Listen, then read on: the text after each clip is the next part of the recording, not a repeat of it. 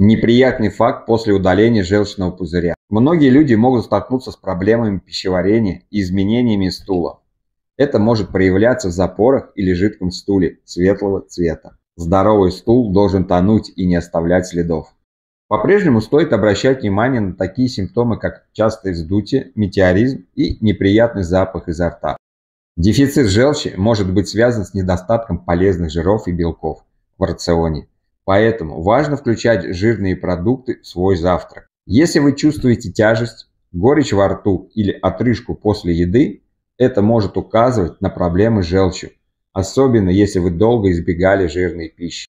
Также обратите внимание на внешние признаки, такие как акне, псориаз, чрезмерная сухость кожи на локтях и пятках, а также ломкие волосы и ногти.